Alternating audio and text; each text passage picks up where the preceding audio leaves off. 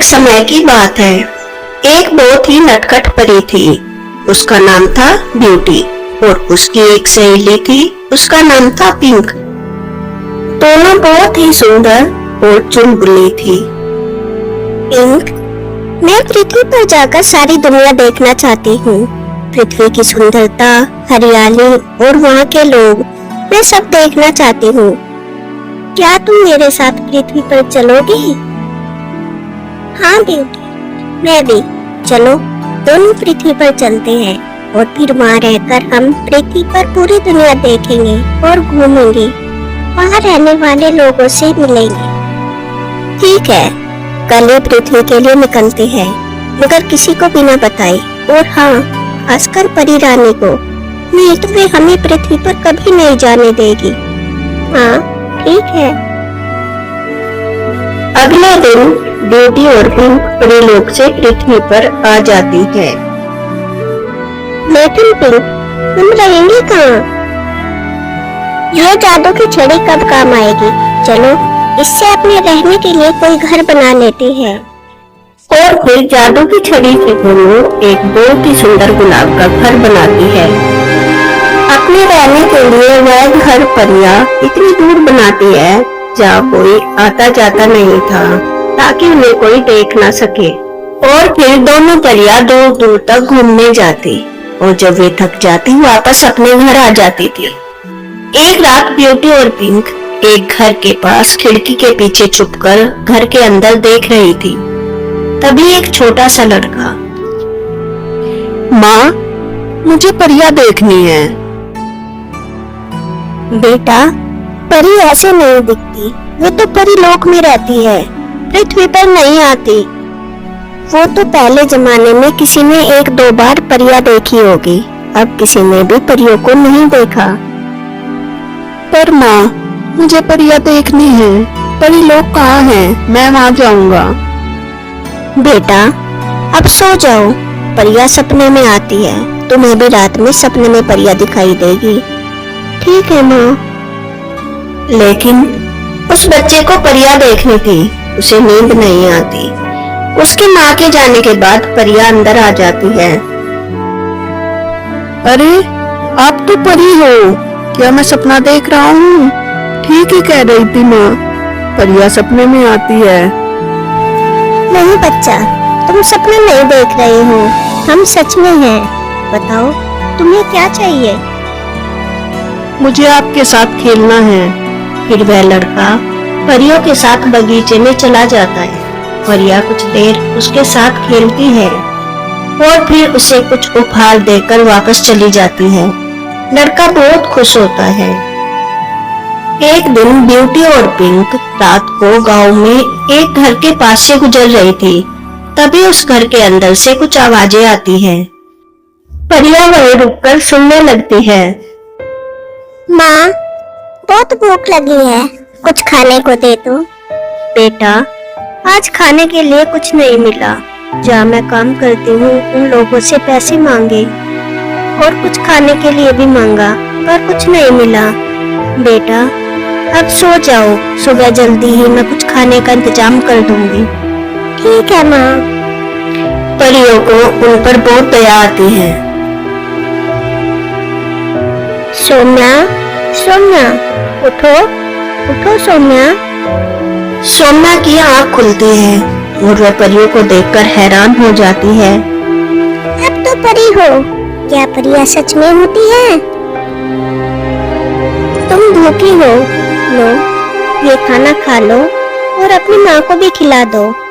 और हाँ सोम्या, लो ये कुछ असर पिया, इससे तुम अपनी व अपनी माँ की हमेशा जरूरतें पूरी करना।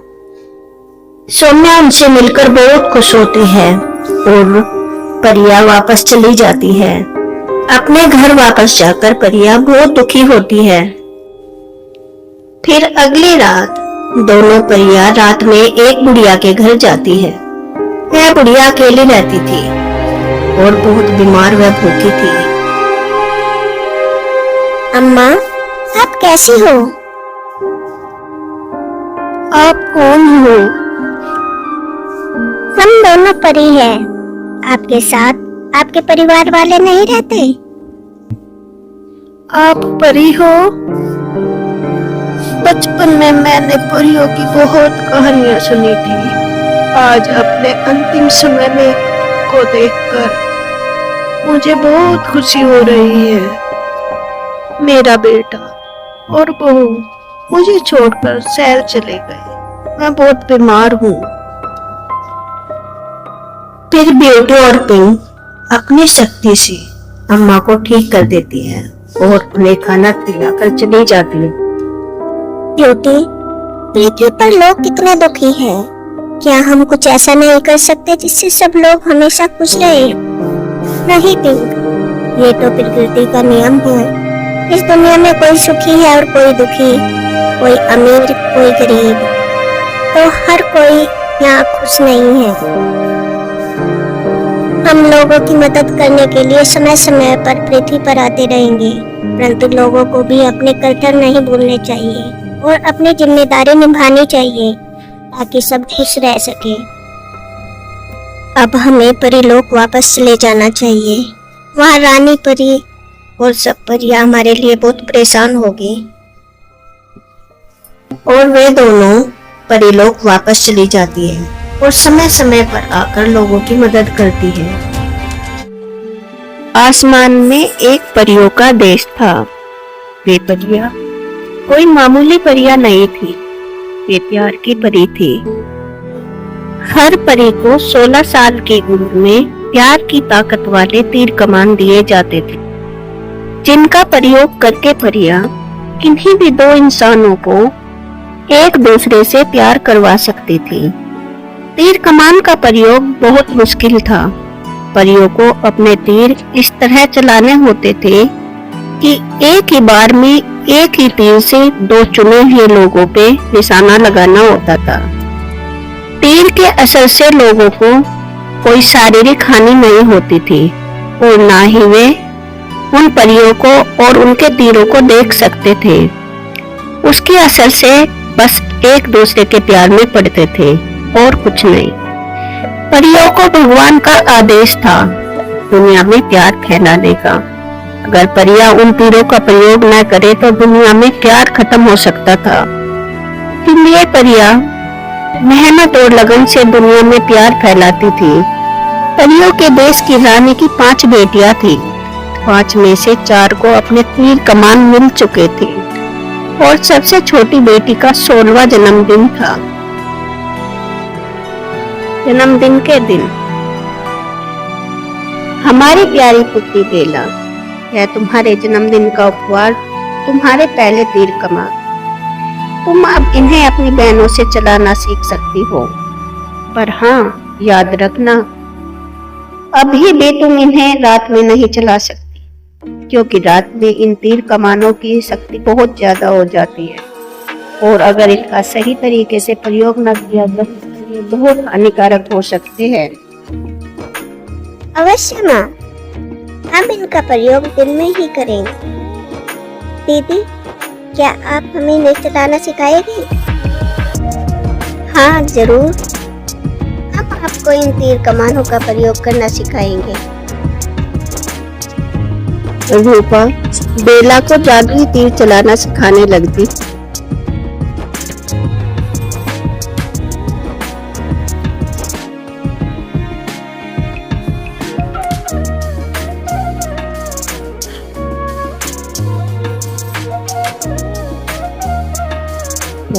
वो देखते ही देखते लगभग रात हो जाती है। बेला, मैं आराम नहीं करना, तुम सुबह से इन तीर कमानों को चलाना सीख रही हो। जी माँ, मुझे बहुत मजा आ रहा है। पर अब रात होने वाली है। तुमने वादा किया था कि तुम रात में इनका प्रयोग नहीं करोगी। पर माँ, कोई बात नहीं बेला, अब तुम जाकर आराम कर लो, पर हम आपको दोबारा इनका प्रयोग करना सिखाएंगे। ठीक है दीदी। बेला आराम करने चली जाती है। रात में बेला चुपके से अपनी दीदी के कमरे में चली जाती है और यह देखती है कि उसकी दीदी रात में अपने काम पर जो वे अपने तीर कमानों से लोगों में प्यार फैलाती थी, पृथ्वी पर जाने की तैयारी कर रही थी। बेला अपनी दीदी के धनुष की तरफ देखती है, जो बेला के धनुष से बहुत ही ज्यादा सुंदर था। वह धनुष को उठाती है और एक तीर चलाती है। वह एक तीर उसकी दीदी पर ही 2 बार लग जाता है, जिसके कारण रूपा को खुद से ही प्यार हो जाता है। बेला डरकर वह तीर कमान वहीं छोड़कर भाग जाती है। अगली सुबह रूपा, रूपा, ये मैं क्या सुन रही हूँ? तुम रात को पृथ्वीलोक पर नहीं गई? तुम इस दर्पण में क्या देख रही हो? तुम रात भर इस दर्पण को ही घूम रही थी? माँ, मैं इस दर्पण को नहीं, दर्पण के अंदर इस सुंदर चेहरे को देख रही हूँ। इतना सुंदर चेहरा आज से पहले मैंने कभी नहीं देखा। ये तुम क्या कह रही हो? दर्पण के अंदर तो तुम्हारा ही चेहरा है। मैं जानती हूँ माँ, मुझे इस चेहरे पर बहुत प्यार आ रहा है। ये कैसी मूर्खता है? खुद की सुंदरता पर अहंकार। ये तुच्छ बातें परियों के लिए नहीं होती। अगर ये परियों के अंदर आ जाएगी तो परियां एक मनुष्य से ज्यादा कुछ नहीं। या तो तुम इस दर्पण को अभी घूरना बंद करो, नहीं तो हम तुम्हें परिलोक से निकाल देंगे। रूपा पर तीर कमान का प्रयोग हुआ था, इसलिए रूपा अपने आप को रोक नहीं पाती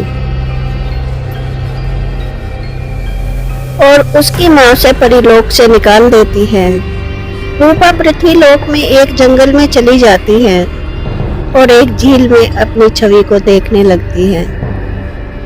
बेला अपनी माँ के डर के कारण किसी को तीर कमान वाली बात को नहीं बताती और वह अपनी बाकी बहनों से तीर कमान चलाना सीखने लगती है।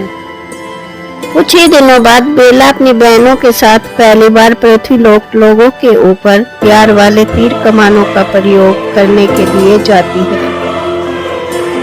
उसकी बहनें बेला को पृथ्वीलोक की सैर करवा ही रही थी कि वे उस जंगल में पहुंच जाती है जहां रूपा थी।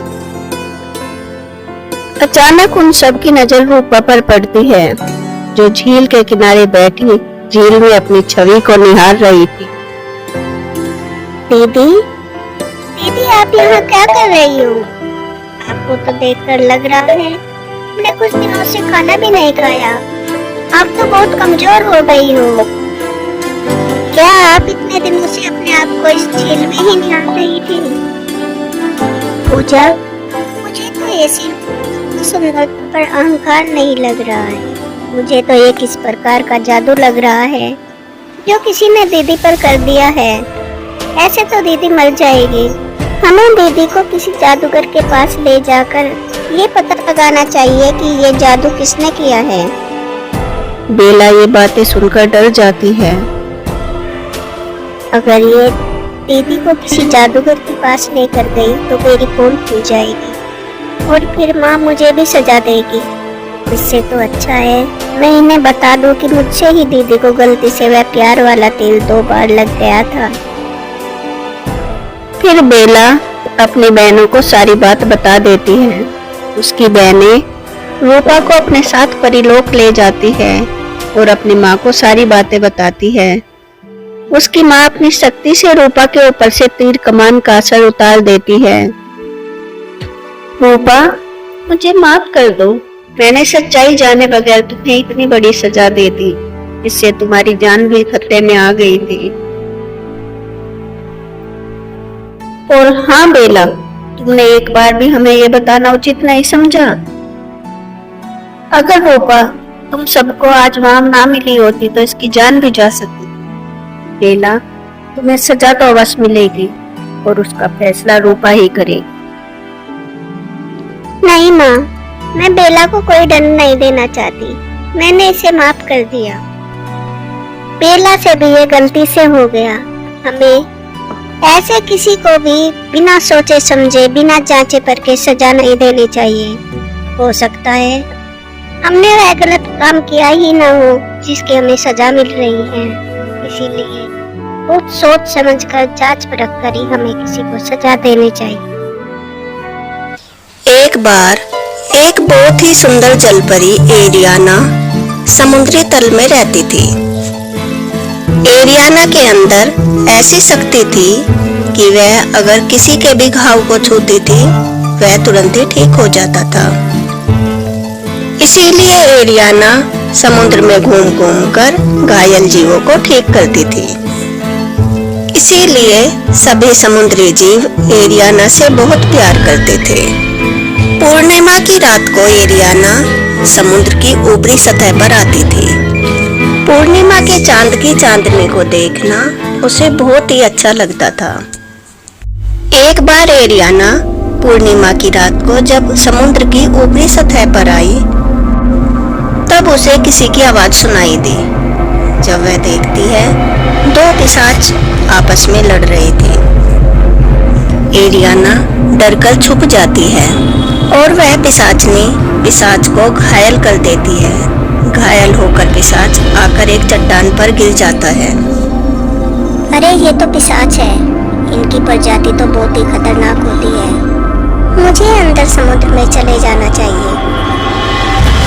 फिर भी ये बहुत घायल है, मैं इसे एक बार देख लेती हूँ। नहीं नहीं, कभी ये मुझे कोई नुकसान पहुँचा दे। तभी एरियाना देखती है पिशाचनी पिशाच की तरफ आ रही थी। एरियाना अपनी दयालु प्रवृत्ति के कारण पिशाच को लेकर अंदर समुद्र में चली जाती है और उस पिशाच के घावों को ठीक करती है। कौन हो तुम और क्या कर रही हो? नहीं नहीं, मैं तो एक जलपरी हूँ। मैं तुम्हें कोई नुकसान नहीं पहुँचा रही थी, मैं तो तुम्हारे जख्मों को ठीक कर रही थी। तुम्हें मैं कैसे मिला? मैं तो पूर्णिमा की रात को समुद्र की ऊपरी सतह पर गई थी। बस मुझे तो चांद की चांदनी देखनी थी और तभी मैंने देखा तुम्हें एक पिशाचनी ने मार गिराया था। मैं तुम्हें यहाँ लेकर आ गई और बस तुम्हारे घावों को ठीक कर रही हूँ, उससे ज्यादा कुछ भी नहीं। ठीक है, मुझे हाथ मत लगाओ और आगे से कभी भी समुद्र की ऊपरी सतह पर मत आना। और वह पिशाच समुद्र की ऊपरी सतह पर आ जाता है। कितना निर्दयी और कठोर दिल है, मुझे धन्यवाद भी नहीं किया। पर इन पिशाचों की प्रवृत्ति होती ही ऐसी है, कोई बात नहीं। आज पूर्णिमा की रात है, क्या मुझे समुद्र की ऊपरी सतह पर चांद की चांदनी देखने जाना चाहिए या नहीं? मैं तो कब से चंद्रमा की चांदनी देखने पूर्णिमा की रात को जा रही हूँ। ये एक इत्तेफाक हो सकता है, ऐसा हर बार नहीं होगा। मुझे जाना चाहिए क्योंकि मैं चांद की चांदनी को देखे बगैर नहीं रह सकती। और एरियाना समुद्र की सतह पर आ जाती है। अच्छा, तो ये जलपरी आज भी यहीं बैठी हुई है, मुझे इसका खून पी जाना चाहिए। और जैसे ही वह पिशाचनी एरियाना को पकड़ने के लिए उसकी तरफ बढ़ी वैसे ही वह पिशाच आ जाता है और एरियाना को बचाकर ले जाता है। वह एरियाना को एक टापू के ऊपर महल में ले जाता है। उस महल के चारों तरफ पिशाच ने एक कवच बना रखा था जिसके अंदर कोई नहीं आ सकता था। वह एरियाना को उस महल में रख लेता है। मुझे यहाँ क्यों लाए हो? मुझे वापस समुद्र में छोड़कर आओ। तुम बहुत निर्दयी हो, मैंने तुम्हारी रक्षा की थी और तुम मुझे यहाँ उठाकर ले आए। अगर मैं तुम्हें यहाँ उठाकर न लाता तो वह पिशाचनी तुम्हारा खून पी जाती। उसने तुम्हारे खून की गंध ले ली है, अब वह तुम्हें कहीं से भी ढूंढ कर निकाल लेगी। यह महल कवच से बना हुआ है, इसके अंदर वो नहीं आ सकती, इसलिए तुम यहाँ सुरक्षित हो। लेकिन कब तक? मैं इस कैद में नहीं रह सकती। बस कुछ ही दिनों की बात है, मैं तुम्हें आजाद कर दूंगा। और वह पिशाच एरियाना का बहुत ध्यान रखता, उसके लिए खाने की वस्तुएं लाता। अच्छा, मुझे तो तुम्हारा नाम भी नहीं पता, तुम्हारा क्या नाम है? मेरा नाम एरन है। अच्छा एरियाना सुनो, मुझे तुम्हें उस पिशाचनी से आजाद करवाना ही होगा, नहीं तो तुम इस महल से कभी बाहर नहीं जा सकती। मैं 3 दिनों के लिए कहीं जा रहा हूँ। लेकिन कहाँ? तुम्हारे बाद अगर वो पिशाचनी मुझे खा गई तो? 3 दिनों तक कुछ नहीं होगा। हाँ, अगर मैं 3 दिनों बाद नहीं आया तो ये बोतल लो और ये इसमें जो ये तरल पदार्थ है इसे पी लेना। परंतु तुम कहाँ जा रहे हो? मयंक पर्वत पर एक जादुई फूल है। अगर मैं उसे लाने में कामयाब हो जाता हूँ तो तुम उस फूल को अपने अंदर ग्रहण करते ही उस पिशाचनी से ज्यादा ताकतवर हो जाओगी, वरना वह पिशाचनी तुम्हें खा जाएगी। हाँ, पर वहाँ मुझे बहुत खतरा है, क्योंकि उस फूल की रक्षा देवता करते हैं और मैं देवताओं से नहीं लड़ सकता। हो सकता है मैं जीवित बचूं या नहीं। परंतु अगर तुम्हें कुछ हो गया तो मेरा क्या होगा? इसीलिए मैंने ये बोतल तुम्हें दी है। अगर मैं ना आ सका तो तुम ये तरल पदार्थ पी लेना, तुम उस पिशाचनी से भी ज्यादा ताकतवर हो जाओगी। ठीक है, मैं भगवान से प्रार्थना करूंगी, तुम जल्दी ही आ जाओ। लेकिन 3 दिन बीत गए, एरन नहीं आया और उस महल का कवच भी टूटने लगा। वह पिशाचनी अब आसानी से महल के अंदर जा सकती थी। अरे 3 दिन हो गए, एरन तो अब भी नहीं आया, अब क्या होगा? पिशाचनी अंदर घुसने ही वाली थी कि एरन आ जाता है और वह फूल एरियाना को देता है। तुम जल्दी से यह फूल अवशोषित कर लो, वह पिशाचनी आ जाएगी, उससे पहले तुम ये फूल अवशोषित कर दो। लेकिन पिशाचनी अंदर आ जाती है और वो एरन के साथ लड़ती है। एरन की शक्तियां फूल लाने में नष्ट हो चुकी थी। एरियाना तब तक वह फूल अवशोषित कर लेती है। एरियाना, तुम जल्दी से यहाँ से जाओ और समुद्री तल में चली जाओ और इसके बाद तुम कभी भी वापस समुद्र के ऊपर मत आना। लेकिन मैं तुम्हें इस हालत में छोड़कर नहीं जा सकती। तुम मेरी परवाह मत करो, मैं एक पिशाच हूँ और तुम एक जलपरी हो। पिशाच कभी भी अच्छे नहीं होते। वह पिशाचनी एरन का खून पीने ही वाली थी कि तभी एरियाना जलपरी उस बोतल के पानी को पी लेती है और उस पानी को पीते ही एरियाना आधी पिशाचनी और आधी जलपरी बन जाती है। एरियाना जलपरी में बहुत ज्यादा शक्ति आ जाती है और वह उस पिशाचनी को मार देती है। एरियाना, तुमने ये क्या किया? अब इस बोतल के पानी को पीने की जरूरत ही नहीं थी। अब तुम जलपरी नहीं रही, जलपरी के साथ साथ पिशाचनी भी बन गई हो। तुमने मेरे लिए सब क्यों किया? एरन, मैं इतनी आसान फरामोश नहीं हो सकती। तुमने मेरी इतनी सहायता की, मुझे उस पिशाचनी से बचाया। अब मैं तुम्हें मुसीबत में छोड़कर ऐसे नहीं जा सकती थी। मैं तुम्हारा भी खून पी जाती।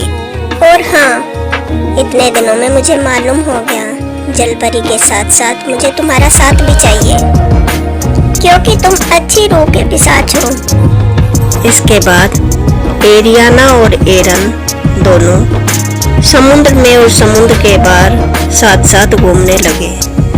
दोनों में बहुत ज्यादा पक्की दोस्ती और बहुत ही प्यार हो गया। दोनों एक दूसरे के बगैर नहीं रह सकते थे। दोनों एक दूसरे का बहुत ख्याल रखते। एरियाना और एरन दोनों मिलकर सभी जीव जंतुओं की खूब सहायता करते। ऐसी ही नई नई कहानियाँ सुनने के लिए मेरे चैनल को लाइक एंड सब्सक्राइब करें। Thanks for watching.